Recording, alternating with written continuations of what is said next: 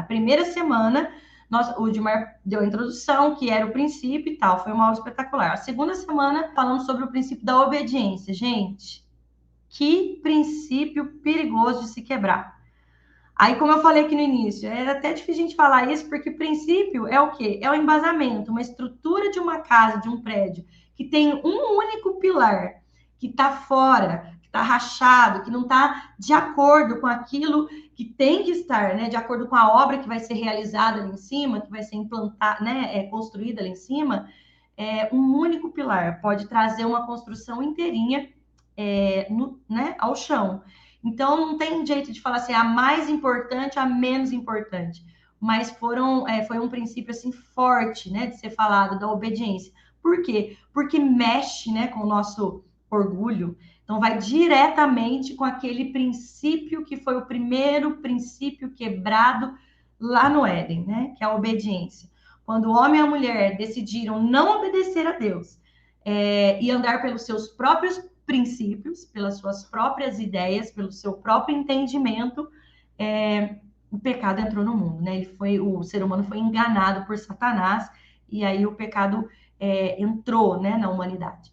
E hoje nós vamos falar sobre um princípio muito gostoso de se falar, mas que é muito sério, porque às vezes a gente pega esse princípio e traz ele muito para o lado muito positivo da coisa, que coisa linda. Tem gente que usa esse princípio também como forma de comercializar muito a palavra de Deus e tudo mais, mas ele é um princípio. E como a gente viu desde o início da introdução dessa série, o princípio é algo que Deus estabeleceu. Não importa se nós não estamos falando aqui de salvação, ok? Nós não vamos falar sobre o princípio de salvação, não vamos falar salvação eterna, vida eterna. Nós estamos falando sobre princípios divinos que se eu estabelecer e construir a minha vida sobre esses princípios, certamente eu vou ter ótimos resultados, vou ter resultados saudáveis para a minha vida. E hoje, então, nós vamos falar sobre o princípio da semeadura. Princípio da semeadura. Você está cansado de ouvir isso, né? Que a gente planta o que a gente colhe, a gente colhe o que a gente planta. Tem um vídeo, né, no nosso canal também, está nas 3 redes, que eu falei sobre tempos e processos. E eu falei bastante também sobre a semeadura, dei um exemplo até da orquídea, minha orquídea estava linda, ainda está linda, né? Mas trazendo para nós hoje especificamente sobre a semeadura, o princípio da semeadura. O que é semear, para começar? Nossa, pastora Tati, que ridículo você falar o que é semear. Gente, quando a gente traz a definição de uma palavra, ela amplia o nosso horizonte, ela amplia a nossa visão e o nosso entendimento acerca de algo que a gente até às vezes achava que já entendia. Amplia. Então, por isso, nós vamos começar exatamente da mesma forma que o Edmar falou semana passada. O que é obediência no dicionário? O que é princípio no dicionário? De que ele falou né, na introdução. Então, hoje nós vamos falar exatamente disso. Começar por aí. Semear. Vem da palavra seminare, que é latim. E, vou ler aqui para vocês. Significa, olha que interessante, deitar ou espalhar na terra as sementes de algo. Gente, olha que coisa. Semear não é simplesmente você jogar uma semente na terra. Abrir uma cova, né, um buraquinho ali na terra e joguei a semente lá. Não é joguei a semente lá, né? A semente mesmo sendo uma semente selecionada, quando você vai, uma semente boa, né? Uma semente adequada, saudável. Quando eu vou semear a semente, eu preciso entender que eu vou deitá-la. Ou seja, quando eu vou deitar alguém, eu não caí, né? Eu vou me deitar, eu não me jogo assim de qualquer jeito, eu vou deitar um bebê, eu jogo o bebê no berço. Não. Deitar fala o quê? De algo mais delicado, de algo pensado, de algo planejado. Ainda que muitas vezes, conforme a gente aprende a deitar, óbvio, né? Qualquer outro comportamento na nossa vida, o nosso cérebro vai automatizando isso. Mas pensa, semear é deitar uma semente. Olha, é colocar uma semente num lugar confortável para ela, não para a gente. Semear é deitar alguma coisa, é deitar uma semente na terra, é espalhar a semente na terra.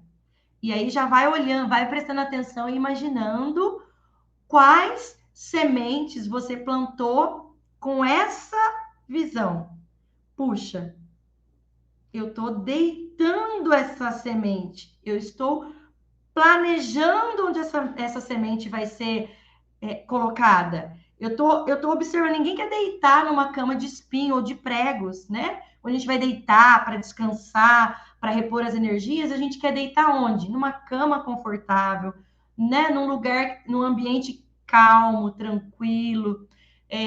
Tem gente que gosta, né, de escuro, tem gente que gosta de um pouco de claridade, mas, ou seja, você vai preparar o ambiente para ter um bom sono. Então, quando nós vamos semear algo, a gente precisa, em primeiro lugar, entender o que é semear. Semear é deitar, espalhar a semente. E aí eu queria ler com vocês um versículo que está no livro de Eclesiastes, no capítulo 11, versículo 4. Quem tiver online aqui comigo, do pessoal do Amor de Família, se puder ir colocando para mim os versículos, eu agradeço, tá bom? Não sei se o Edmar vai conseguir, porque tá com a Lelê, né? Tá com as vozes e com a Lelê. Mas alguém aí né, da equipe, Pamela, Pri, alguém coloca para mim, tá? Ou qualquer um de vocês, gente, que estiver aqui, coloca aí, Eclesiastes 11, 4, que vai ser importante. É bom, né? Porque às vezes a pessoa se perde ou chega naquele momento ali e ela ter o versículo que a gente está lendo, fica legal. Opa, grudada a minha folha. Olha que interessante, gente. Olha, quem fica esperando o vento, que o vento mude e que o tempo fique bom, nunca plantará e nem ceifará. Gente, presta atenção. Ó, outra versão, vou ler na outra versão aqui, ok? Quem fica observando o vento não planta, e quem fica olhando para as nuvens não colhe. Olha que interessante. Pensa bem. Se quando eu vou se semear é deitar a semente, ou seja, é preparar um ambiente para receber uma semente, né? Preparar a terra para receber uma semente. Olha que interessante. Está falando de quê aqui? De atitude. Semear, ela tá envolvida. Semear é uma palavra que é um verbo. Verbo, ele é o quê? Ele é uma ação. Então, semear alguma coisa, e é uma coisa que, guarda isso, presta atenção. No reino de Deus, tá? Naquilo que Deus estabeleceu como princípio de semeadura, a inação ou a não atitude, ou não fazer nada, também é uma ação. Vamos lá? No reino de Deus, de acordo com os princípios de Deus, não fazer nada também é fazer alguma coisa. Não fazer nada também é semear alguma coisa.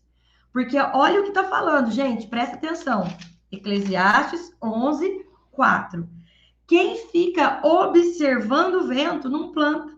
Quem fica olhando as nuvens não colhe. O que está dizendo aqui? O cara quer plantar alguma coisa e ele fica esperando as condições ideais para fazer alguma coisa. Então ele para, cruza os braços e pensa: ah, tá ventando, tá vindo nuvem de lá, não tá vindo nuvem de cá. Nossa, mas tá tão quente, não vai chover. E ele não faz nada, ou ela, a mulher, não faz nada para preparar a terra. Ah, mas pastora, você está acabando de falar que precisa preparar bem a terra e aí não tem chuva, como é que eu vou fazer? Pois é, né? Vamos lá. Se eu preciso plantar algo, se eu quero algum resultado na minha vida, seja em que área for, eu preciso plantar algo que esteja relacionado ao resultado que eu quero. Então, aquela velha história. Se eu quero abacaxi, eu tenho que plantar abacaxi. Então, o que eu tenho que fazer? Tem que preparar o ambiente para aquilo. Ah, mas estou esperando o vento não vem. Estou esperando a nuvem, não estou vendo nuvem para trazer chuva. Vou preparar a terra, vou comprar adubo, vou trazer no balde, vou esticar a mangueira, mas se eu quero aquele abacaxi, eu vou fazer tudo, eu vou preparar. Aqui não está falando a lei da semeadura, princípio de semeadura, não tem nada a ver com esperar as coisas acontecerem por acaso. E aí o versículo está falando muito claro. Fica observando, esperando tudo. Gente, isso é muito forte. Muita gente se apoia nessa muleta. Ah, eu não fiz porque eu não, sei lá, eu não brinco com os meus filhos porque eu não aprendi a brincar. Ah, eu não levo a minha esposa no shopping porque eu não gosto de passear. Ah, eu sei lá, não, que eu posso falar? Quem que alguém pode me dar um exemplo? Ah, não paro de comer doce porque todo mundo na minha casa é gordo mesmo, todo mundo é obeso mesmo. Ah, eu não paro eu não vou na academia, sabe porque eu não tenho tempo. E aí a gente se apoia nisso. O que é isso? O que são essas desculpas? É como se nós estivéssemos fazendo exatamente o que Eclesiastes está dizendo. Ficar observando o vento, ou seja, eu fico esperando as condições ideais e não faço nada, porque eu tenho justificativas para não plantar. Não veio o vento. Ah, quem fica olhando as nuvens não colherá. Fico esperando vir chuva, esperando a nuvem vir, esperando o ambiente adequado. Ah, então, aí eu tenho justificativo, tá vendo? Não colhi, sabe por quê? Não deu para plantar porque não ventou e não choveu. Então, não deu. Então, quem fica com esse tipo de atitude, né, que parece que é o cara mais folgado, a mulher mais folgada, que não faz nada, no fundo, ele está fazendo, ele está tendo o resultado, e aí aquela velha história, ele vai ter o resultado de acordo com a inação, a falta de atitude, com a negligência com que ele ou com que ela está se comportando, né, está agindo. E aí, um outro versículo, Gálatas, eu ia falar, e aí aquela velha história, quando a gente fala assim, ó, cada um tem a vida que merece, né? Que Paulo Vieira fala. Se a gente for para a raiz da palavra merecimento, a gente vai entender isso melhor, né? Por que ele fala que não merece? É que a gente acha assim, nossa, fulano é bonzinho, ele não merecia sofrer. Mas o merecimento, ele tá ligado a quê, gente?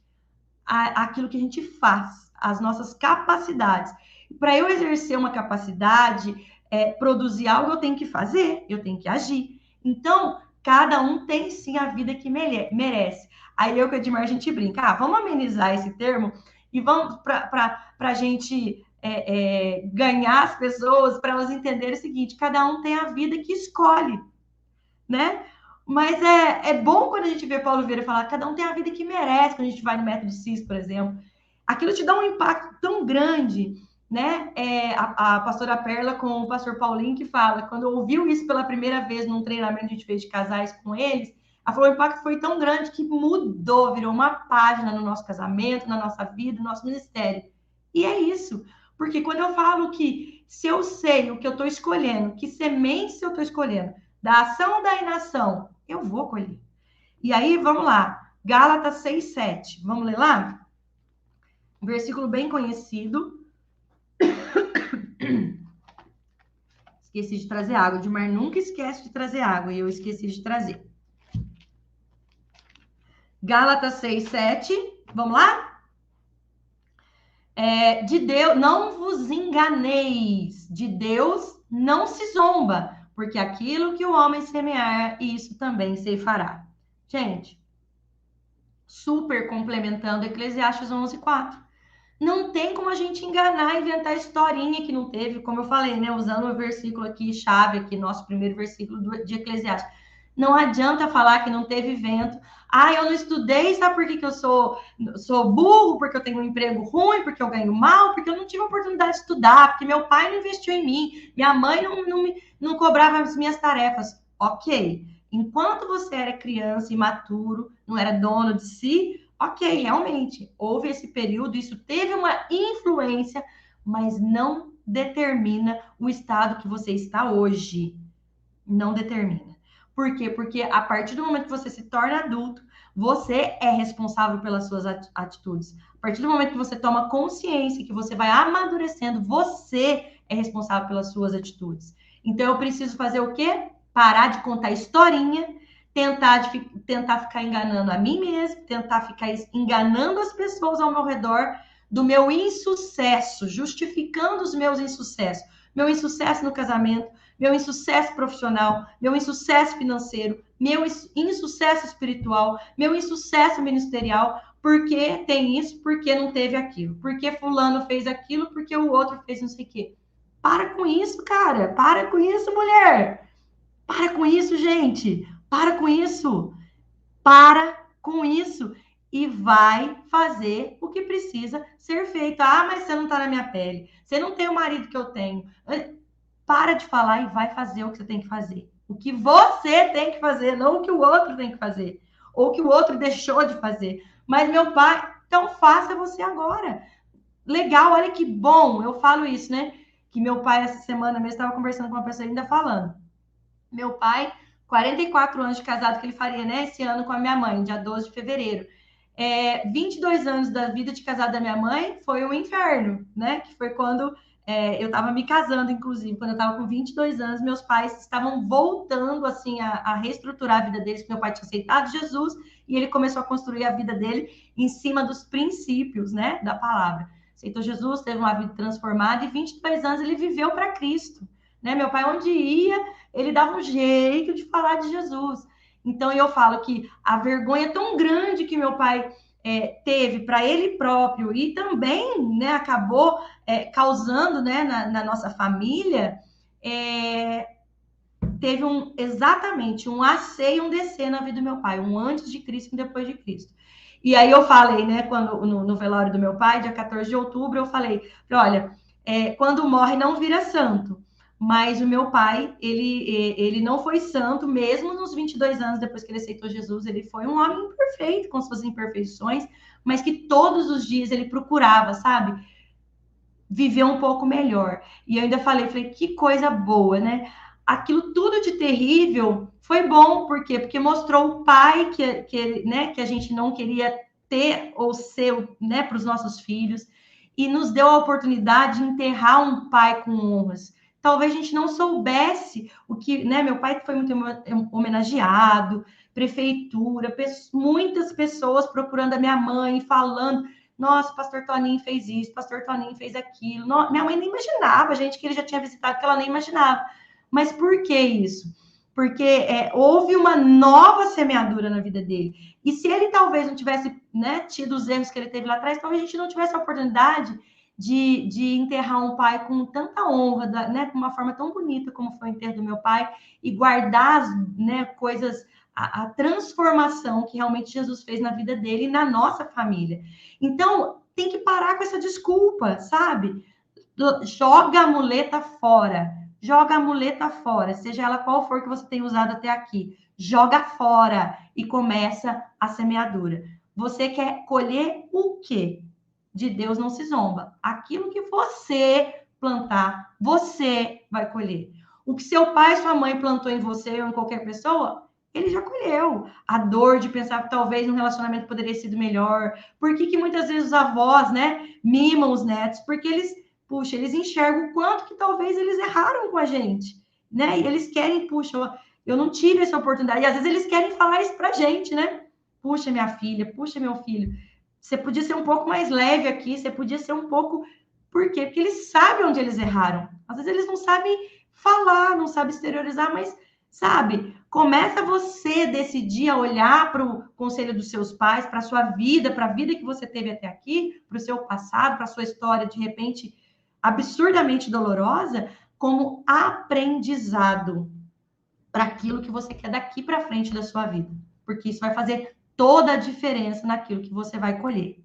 E olha lá, gente, Marcos 4:24. Vamos ler mais um versículo? Marcos, Evangelho de Marcos, capítulo 4, versículo 24. Considerem atentamente o que vocês estão ouvindo. Vamos lá. Presta atenção aqui agora. Foco. Considerem atentamente tudo o que vocês estão ouvindo. Aqui era Jesus falando para os discípulos. Mas isso aqui ainda continua sendo a palavra dele, né? A palavra de Deus. Então, vamos trazer para nós aqui agora? Considere. O que é considerar? Presta atenção. Tira o preconceito. Ah, não sei o quê, mas igual eu falei, você não sabe a mulher que eu tenho, você não sabe o pai que eu tive, você não sabe que eu fui abusado. Olha aqui, para de falar tudo isso e considera só o que vocês estão ouvindo, o que nós estamos ouvindo aqui hoje. Que a palavra lógica está falando comigo aqui também, óbvio. Então, considerem, perdi o versículo 24, cadê ele? Aqui. Considerem atentamente o que vocês estão ouvindo. Continuou ele, que era Jesus falando. Com a medida com que medirem, vocês serão medidos, e ainda mais lhes acrescentarão.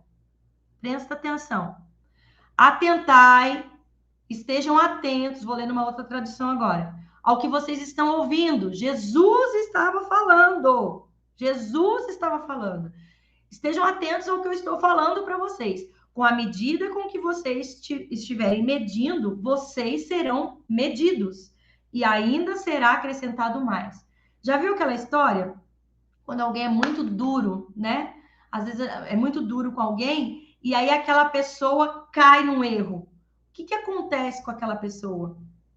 Quando os outros olham de fora. Normalmente a gente fala, tá vendo? Mereceu isso, ainda devia, né? Tem um irmão nosso, lá do ID, o Ebert, né? Ele teve Covid, ficou vários dias na UTI e tal.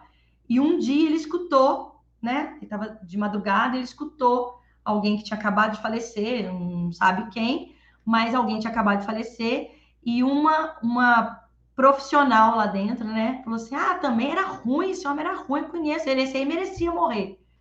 Então, assim, olha que palavra dura, né? A gente julga às vezes a mulher ali, né? Julga aquela pessoa que falou isso, mas se a gente parar para pensar, né? Olha para você ver, ó, com a medida que aquele homem mediu as pessoas, né?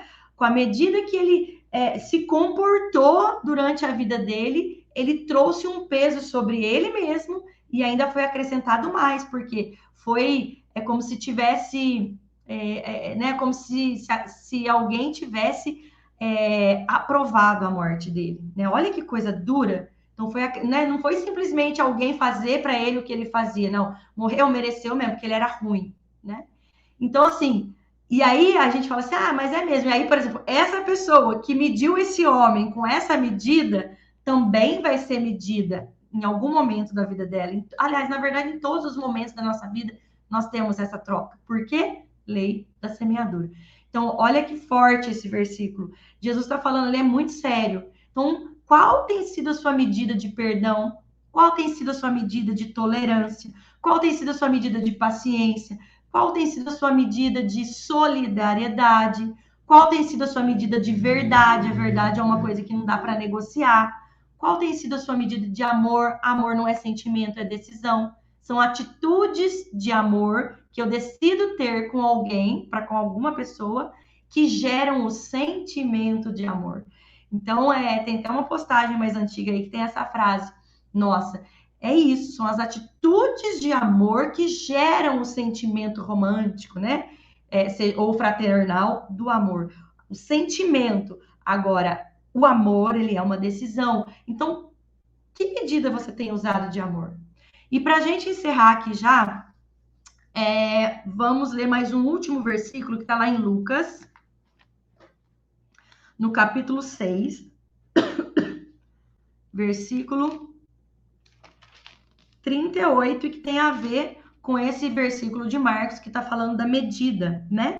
Deem, e lhe será dado uma boa medida, calcada, sacudida e transbordante será dada a vocês, pois a medida que usarem será usada para medir vocês. Olha, dai ser-vos-á dado boa medida, recalcada, sacudida e transbordante. Gente, olha que coisa, né? Você põe lá um potinho para guardar, por exemplo, pó de café. E aí você quer que cabe o restinho que tá ali no saquinho de café que você abriu, no pacotinho de café. Aí você dá aquela batidinha, você fala, não cabe. Aí você dá aquela batidinha, o negócio assenta e cabe mais. Você fala, nossa, ainda cabia mais um pouco, né? Então, tá falando aqui, ó, dai e ser-vos-á dado. Boa medida. Tô lendo agora em outra tradução. Recalcada, sacudida, transbordante. generosamente vos darão, ou seja, em quantidade grande, generosa, porque com a medida com que tiveres medido, vos medirão também. E aí tudo a ver com o versículo anterior e com o que eu estava falando anteriormente. Se eu estou medindo, né? Se a minha... Eu estou sem uma régua aqui agora, mas se a minha medida... Olha eu, procurando régua.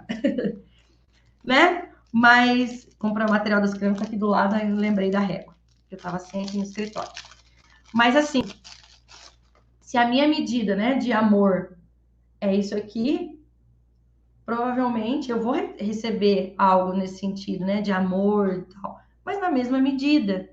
E aí, o que tá falando, aliás, na mesma medida não, tá falando aqui que nunca é na mesma medida, porque com a medida que eu meço, eu vou ser medido, só que eu vou receber, o versículo de Marcos fala que vai ser acrescentado algo, e no versículo aqui de Lucas tá falando que vai ser uma medida que vai transbordar, vai dar uma sacudida, que é aquilo que eu falei do exemplo da mulher, né, que falou, não, ele mereceu, ou seja, aquele homem foi, né, um homem duro, de repente a gente não sabe o que aquele homem tinha feito, e ele foi medido, né, como alguém que merecia estar doente, mais do que isso, merecia ter morrido mesmo, né?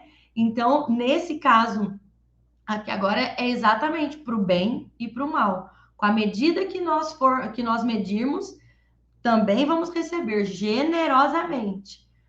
Com a medida que nós medirmos, vamos receber aquela medida e mais um pouco acrescentado. Então, gente, é muito sério. Princípio da semeadura. Precisa ser só crente que vai passar por isso aqui? Mas quem estabeleceu o princípio? Deus. Então, se eu procuro conhecer todos os princípios da palavra de Deus e procuro aplicá-los dia após dia, diligentemente, né? Errei aqui, vou aplicar de novo, vou reacertar, vou alinhar, vou, sei lá, vou redirecionar, vou aprender mais, mas buscando aplicar os princípios da palavra de Deus na nossa vida, o que mais que a gente acha que vai ter de bom? E aí, imagine, todos os princípios bem aplicados, eu vou receber na medida que eu apliquei e ainda uma medida transbordante, sacudida, né? Recalcada, sacudida. Pus, bati, né? Para assentar, bati em cima e pus tal, até transbordar. E aí? Que semente você tem plantado na sua vida? Né? Que semente nós temos plantado na nossa vida? Olha para os resultados. Mas eu nunca... Olha bem o resultado e vai pedindo para o Espírito Santo com um coração quebrantado e obediente, né? Coração humilde, um coração vulnerável, pedindo para o Senhor, Senhor, onde foi?